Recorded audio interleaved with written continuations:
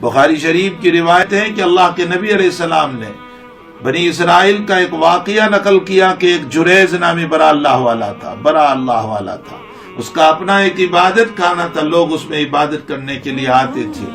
ایک مرتبہ وہ نماز پڑھ رہے تھے، ان کی ماں نے بلایا جریز، لیکن وہ نماز میں تھے، نہیں گئے۔ تھوڑی دیر کے بعد پھر بلایا جریز، وہ نماز میں تھے، نہیں گئے۔ تھوڑی دیر کے بعد پھر بلایا جریز، وہ نماز میں تھے، نہیں گئے۔ جب نماز پوری ہوئی تو اپنی ماں کے پاس گئے، ادھر ماں کی زبان سے بد دعا نکل چکی تھی کہ جب تک تو فاحشہ اور بدکار عورت کا منہ نہ دیکھ لے، تو ذلیل نہ ہو جائے، وہاں تک تیری موت نہ آئے۔ ماں کی بد دعا پوری ہو گئی، بس مسئلہ جو ہونا تھا وہ ہو گیا۔ ایک عورت جو ہے ایک معصوم سا بچہ لے کر کے آئی اور یوں کہا، لوگوں کے پوچھنے پر جب عبادت کر کے لوگ نکل رہے تھے تو لوگوں کے پوچھنے پر اس نے بتایا کہ کیا تم اس کو اللہ والا بنا کر کے بیٹھے ہوئے ہو، جس کو تم کہتے ہو ہمارا بزرگ ہے، یہ اسی کی وجہ سے، اس نے میرے ساتھ زنا کیا اور یہ لڑکا پیدا ہوا ہے اس سے۔ امت کا مجاز ہے کہ جب غلط باتیں چلتی ہے تو بہت جلد یقین کر لیتی ہے اور غلط باتوں میں کوئی تحقیق نہیں کرتی کہ آیا یہ صحیح بھی ہے یا غلط ہے۔ جیسے ہی اس عورت نے کہا، سارے لوگوں نے اس بات کو مان لیا۔ جب یہ بخاری شریف میں روایت آتی ہے تو میں طلبہ کو کہتا ہوں کہ غلط باتوں میں تحقیق کی ضرورت ہوتی ہے، وہاں کوئی تحقیق نہیں کرتا، اور صحیح باتوں میں کوئی تحقیق کی ضرورت نہیں ہوتی، وہاں تحقیق کرتے ہیں۔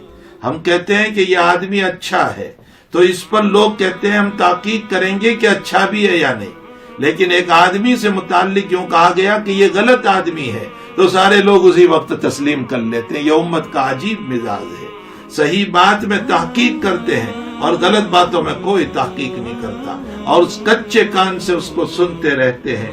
بہرحال لوگوں نے اس غلط بات کو سن لیا، سمجھ لیا، اس اللہ والے کو بھی بہت مارا، اس کا عبادت خانہ بھی پورا گرا دیا۔ پھر کیا ہوا؟ اب اللہ تعالیٰ نے اس وقت کے نبی کو کہا کہ اس سے کہو کہ اس بچے سے پوچھے کہ تیرا باپ کون ہے۔ اس بچے کے پاس آئے اور پوچھا تیرا باپ کون ہے؟ 3 دن کا بچہ بول رہا ہے میرا باپ جنگل میں بکریاں چرانے والا ہے، یعنی کوئی اور آدمی ہے۔ تب جا کر مسئلہ صاف ہوا۔ اب لوگوں نے کہا کہ ہم آپ کا عبادت خانہ سونے کا بنا دے، گول کا بنا دے، اور ہم معافی چاہتے ہیں۔ انہوں نے کہا کہ بھائی یہ تو میری ماں کی بد دعا تھی جو پوری ہو گئی، مجھے جو دیکھنا تھا وہ میں نے دیکھ لیا۔ اب حقیقت یہ ہے کہ میرا عبادت خانہ مٹی کا تھا، بس مٹی ہی کا بنا دو، مجھے سونے کی اور گول کی اور سلور کی کوئی ضرورت نہیں ہے۔ بہرحال میں اس واقعے کو یہ اس لیے پیش کر رہا ہوں کہ دیکھو ماں کا مقام کتنا زبردست ہے۔ حتیٰ کہ حدیث شریف میں فرمایا ماں باپ کی رضا میں اللہ کی رضا ہے اور ماں باپ کی ناراضگی میں اللہ کی ناراضگی ہے۔ ماں کے قدموں کے نیچے جنت بتائی گئی اور باپ کو جنت کا دروازہ بتایا گیا۔ یہ بھی یاد رکھیں کہ جب یہ روایت آئی ہے تو حضور پاک صلی اللہ علیہ وسلم نے اس موقع پر ایک جملہ ارشاد فرمایا۔ نبی علیہ الصلوۃ والسلام نے فرمایا کہ جریز صوفی تھے، عالم نہیں تھے۔ جریز صوفی تھے، عالم نہیں تھے۔ اگر یہ عالم ہوتے تو ضرور نماز کو توڑ کر ماں کا جواب دے دیتے، اس لیے کہ نماز بعد میں بھی پڑھی جا سکتی تھی، لیکن ماں کا مسئلہ کیسے حل ہوگا؟ اسی لیے ہماری امت کا مسئلہ بھی یہ ہے کہ ہماری امت کے اندر اگر ہم نماز پڑھ رہے اور ماں کا بلاوا آ جائے اور ان لوگوں کو پتا ہے ماں باپ کو کہ وہ نماز پڑھ رہا ہے پھر بھی وہ بلائیں، تو اس کا مطلب یہ نکلا کہ یقیناً ماں باپ کو ضرورت ہوگی تبھی بلایا ہے۔ تو نماز توڑ دیں اور نماز توڑ کر چلے جائیں اپنے ماں باپ کے پاس اور ان کی ضرورت کو پورا کریں، ان کی خدمت کر لیں۔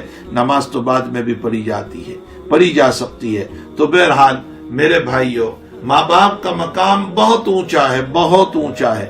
ماں باپ کے جو نافرمان ہے ان مقدس راتوں کے اندر چاہیے کہ اپنے ماں باپ سے معافی مانگے، اپنے ماں باپ سے معافی مانگے، اپنے ماں باپ سے معافی مانگے۔